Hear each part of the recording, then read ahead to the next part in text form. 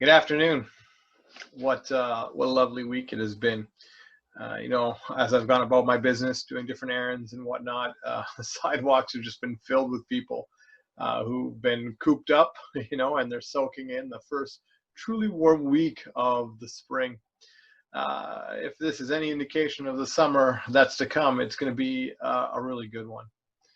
Some of you maybe have spent some of this time in the garden. I know that's kind of where our attention here at home has been. In our home, at the very least, Sharon, she's the gardener. I dig the holes. I move the dirt. I do those kinds of things. She's got the finer touch, and so that's kind of how we break down the roles when it comes to the backyard garden. Last year we had a rough time with our tomato crop.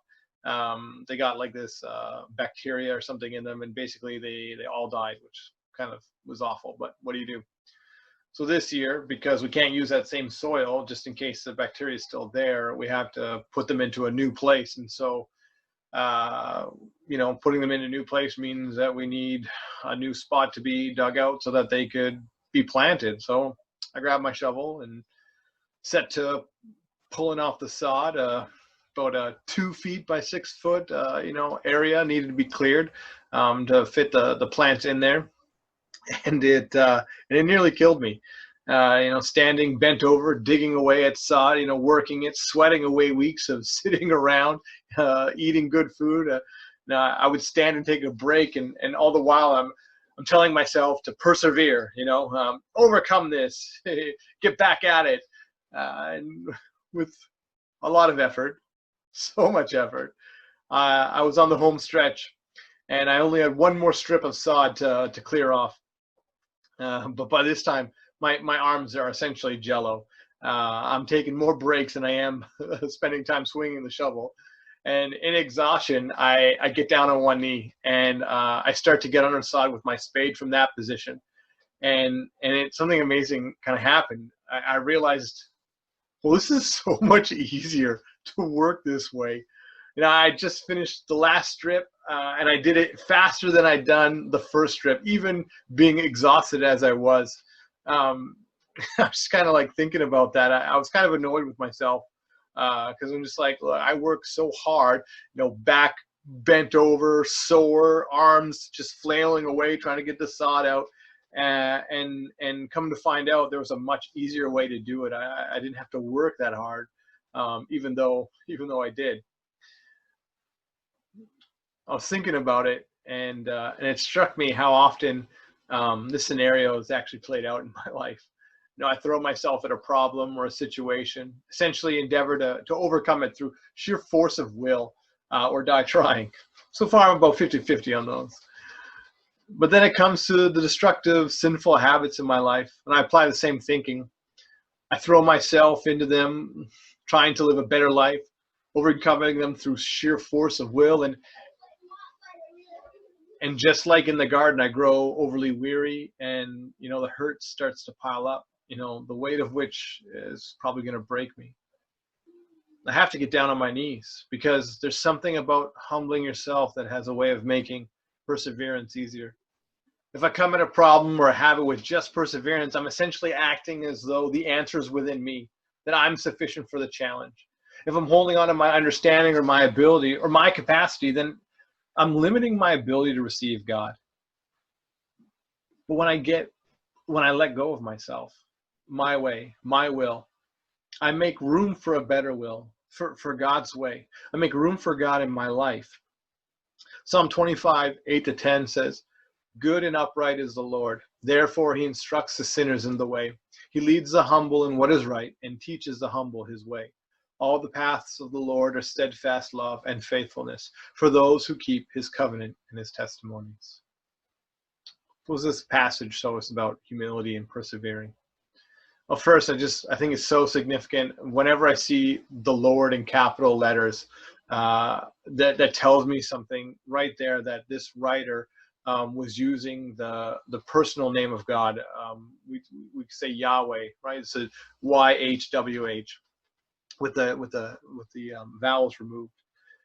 That's a personal name for God. You know, God is knowable. He's good and righteous, and there's this relationship that he wants to have with us. So it's not necessarily this thing of him being all high and mighty and bending us to his will, but that there's this personableness, this loving relationship that he wants to have with us. And so when I see that word, it usually means that this is kind of like the level that I'm understanding God on. And I don't think that familiarity, and I want to strive to make sure that familiarity doesn't undermine the holiness and righteousness, the justice, the righteousness of God in any way. And it goes on, it says, therefore he instructs sinners in the way. Isn't it interesting that you can't instruct someone who knows it all? You know, I don't know about you, but for me, oftentimes when I'm trying to do someone and someone says, well, there's a better way of doing that, I usually try my way first. Probably because I don't believe them. I don't like saying that because it sounds bad, but I think that I'm right. I think that I'm better. I think that I know something. And whether, you know, I'm just trying to figure out my own way or find what's best for me, you know, I always try my way first. And a lot of times, you know, I'll keep going and try and make my way work, you know, i.e. removing sod for a tomato plant. But he doesn't instruct people who know it all. He instructs sinners, those people who've missed the mark, those people who recognize that I failed and I can't seem to succeed. Those are the people who, when they come before God, he says, let me show you something. Let me show you a better way. And the interesting thing about the people who know it all is just because you believe you know it all doesn't mean you actually do. I could have spent all week digging sod off for garden plots in a way that was half as efficient, and I could have finished it all. I would have been dead tired. I would be useless for anything else, but I could have done it. But is that the best way? And so he goes on, he says, it leads the humble in what is right. Now, if I want to get to God's destination, I need to follow him. If I want the results that he has for me, if I want the plans that he has for me, the blessings that he set aside for me, well, then I need to follow him. I need to go with him and do so in his way, because my own work, my own efforts are not going to bring his results. They can't. Oftentimes we ask the kinds of questions, you know, like, where am I going in life? What am I trying to accomplish? What is my purpose? Look, if we're trying to answer those questions without asking them of God in a personal way, you know, you can ask those questions, and if you're not actually talking to someone, you don't wait for the answer. But if you're dealing with God and you actually ask him these things, I think he'll begin to reveal those things to you. But it takes believing that you don't know and thinking that he does. Before you're ever in a position to hear the answers that he has for you. He teaches the humble his way. So it's one thing to know what the right thing to do is. It's another thing to know how to do it. With God, it's not just a question of skill, but of character. And I think this is something that is probably one of the most important things in the life of a disciple of Jesus, is that it's not about what we have done. It's not about what we have done. It's about who we are. And if our character doesn't reflect Christ, then it doesn't really matter what we've done. In fact, the things that we think are good actually become negative. They take away from testimony of Christ. And this last little bit here is, all of the paths of the Lord are easy, simple, painless, wealthy, healthy? No. There's steadfast love and faithfulness. Like, what's so beautiful about this is that in our failures, in our trials, in our difficulties, in our brokenness, God meets us and he walks with us and he reveals himself to us. But that doesn't necessarily remove those trials or those difficulties. It just makes going through them meaningful. It gives hope. It gives us reassurance, and it gives us strength to overcome and to persevere. When you can see the light at the end of the tunnel, you know there's an end to the darkness. And lastly, it finishes, for those who keep his covenant and his testimonies. There's not a point in our journey with God where we get to say, oh, yeah, no, I got it from here. I've got this all figured out. Yeah, no, I think I understand now. Every situation is a new opportunity to learn what God has to show us about his way and about what is right. So I would actually caution you to be leery of those situations that we recognize. Oh, I've been here before. Oh, I know what's going on here. Oh, you're one of these kinds of people.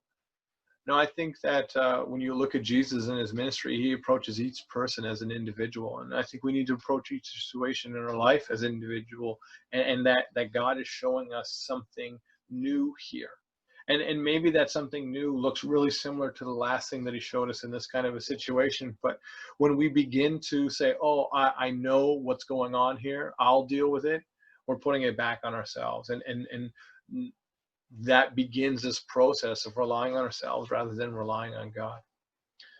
So this idea of humility, I think, is such a significant one. And it's, for me, it's a struggle because I want to be capable, I want to be able, and I want to do it. But I'm learning to get down on my knees a little bit more often and to put myself in a perspective where I can receive from God. I don't know what this week has brought for you. I don't know what situations you're throwing yourself at or what you're trying to overcome by sheer force of will, but maybe try getting down on your knees and seeing if that helps. Let's pray. God, I just thank you for your great love for us and your faithfulness, Lord, that you are always with us and that you go before us. Help us to be sensitive to what you're doing and what you're showing us, God. Help us to let go of ourselves and to not focus on what we have and what we want and what we're doing, Lord, but that we would give space in our lives for you to work. God, I look forward to the blessings that you will give us this week as we turn to you. And all that we do, we praise your name, Jesus. Amen.